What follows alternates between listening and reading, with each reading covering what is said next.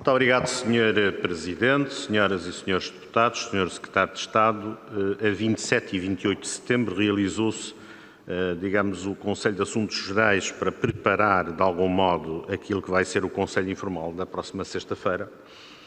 E eu vou centrar a minha intervenção nas duas dimensões mais importantes do nosso ponto de vista. Uma é o tema do alargamento e também, naturalmente, da adesão da Ucrânia e da Moldova, e outro tem a ver com a autonomia estratégica da Europa, porque é extraordinariamente importante, são extraordinariamente importantes as duas dimensões e que vão estar em cima da mesa.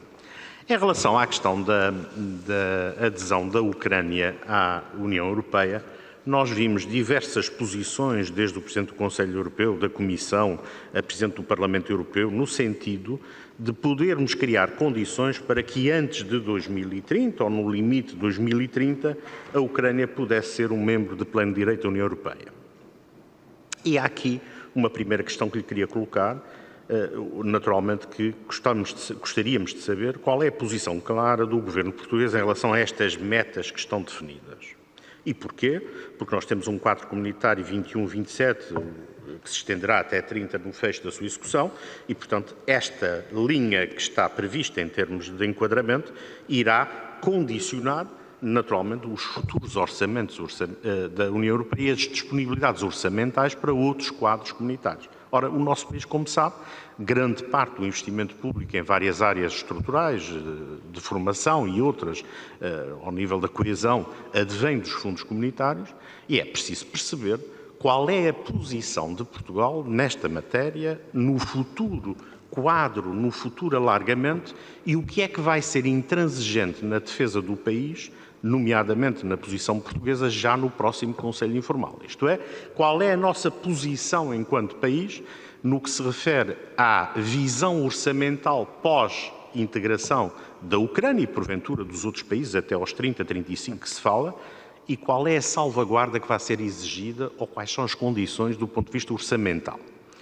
A outra dimensão que gostávamos de saber é o Governo português, qual é a posição que tem hoje e que certamente sexta-feira irá expressar em matéria dos mecanismos de decisão, isto é, que alterações tem em mente, que garantias quer ver asseguradas naquilo que vierem a ser os novos formatos de decisão num quadro de uma União Europeia que pode ter 30 ou 35 membros. Também gostaria ainda de lhe colocar uma pergunta que lhe peço respostas objetivas. Há uma voz dissonante, digamos, destas outras em matéria da adesão da Ucrânia, que foi do Sr. Josep Borrell, que disse que, naturalmente, não seria correto estar a criar expectativas infundadas e, portanto, haver, também desse ponto de vista, uma mensagem clara, se todos estamos de acordo, que antes de 2030 a Ucrânia seja membro de pleno direito da União Europeia. Recordo que, nesta matéria de alargamento e da adesão da Ucrânia, também coloco uma pergunta que é importante que nós conheçamos a resposta da posição do Governo português. Tem a ver com a reconstrução. Naturalmente que a guerra não irá durar sempre e a reconstrução, previsivelmente, terá um grande contributo da Europa e, nomeadamente, da União Europeia. Qual é a posição do Governo português, em particular, tendo em mente e consciência que Portugal poderá deixar de ser um receptor e passar a ser um maior contribuinte em matéria financeira e de fundos para também ajudar a este esforço de recuperação. Isto coloca-nos a primeira questão de fundo que o PSD sempre tem levantado. Esta é talvez uma das razões fundamentais para não falharmos a execução dos fundos em curso, porque talvez seja uma das grandes e derradeiras oportunidades para o país ganhar autossuficiência do ponto de vista do seu desenvolvimento e não termos aquela imagem que temos sempre do Sr. Primeiro-Ministro à espera, avidamente, de sacar o cheque das mãos da Sra. Presidente da Comissão para poder sobreviver no dia a seguir. Finalmente, coloco-lhe ainda uma questão que é, do nosso ponto de vista, relevante, que tem a ver com a autonomia estratégica. Como sabe, a Sra. Presidente da Comissão Europeia, no discurso da União, salientou que a Europa perdeu a luta nos painéis fotovoltaicos para a China.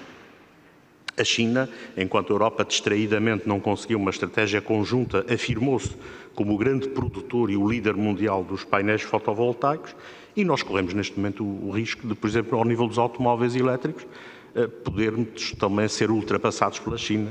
E, portanto, a China, ao contrário da Rússia, no início da guerra da Ucrânia com a matéria de energia, a China está a assumir-se como, de facto, líder naquilo que é grande parte da transição energética.